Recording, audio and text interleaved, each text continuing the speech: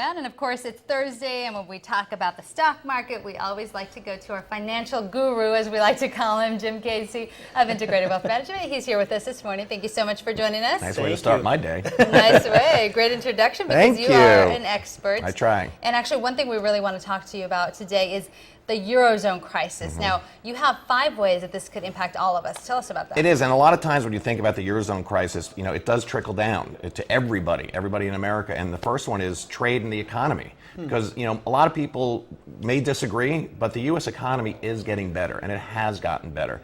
However, it's gotten better because of government spending and also exporting. And right now, Europe represents about 20% of the U.S. GDP, and if we stop exporting to Europe because of their crisis, that's going to hurt our growth and our economy. So that's a really big one that can trickle back to America as well.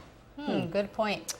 Give me an idea of the psychological facts. You know, people, you say it's getting better, but some people are still in denial of it, or they don't believe it. How is this impacting maybe purchases, or maybe investing in companies that are exporting? You know, the news is everywhere now, and everybody has access to what's going on every day. And we've seen that anything that's happening overseas with the euro crisis, with Spain was just downgraded as well, that's a real negative effect on everybody's psychology. And if the consumer confidence isn't there, people aren't out there spending. If people aren't out there spending, then the economy is not going to continue to move forward. So the psychology of negative news globally is also going to affect us right here. So money makes the world go around. Yeah, it is. We're global. Definitely. We're talking about the psychological impacts. And of course, it's summertime. There's usually a lot of travel to Europe. Right. Now, with this whole crisis, everything going on, is that going to impact travel? Yeah, that might be the one kind of shining star here. And as the euro really has its difficulty, what's happening is we're seeing the U.S. dollar strengthen. So actually, for anybody who's fortunate enough to be able to go overseas, you're going to be able to get a little bit more bang for your buck. So if you're planning a Europe trip, do it before the euro figures out what they're going to do with themselves.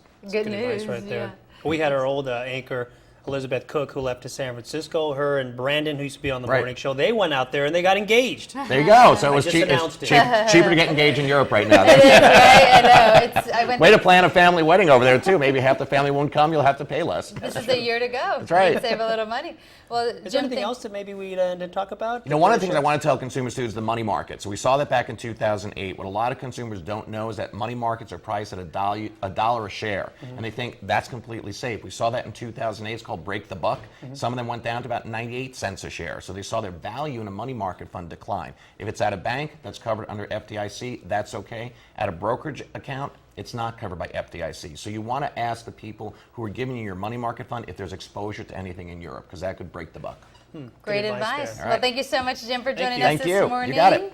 All right, of course, if you want to find out more on how to make your money stretch, there's the information right there for Jim Casey, President and CEO of Integrated Wealth Management. Of course, you can go to that website or our website at KMIR6.com, where you can find a link to find Jim Casey.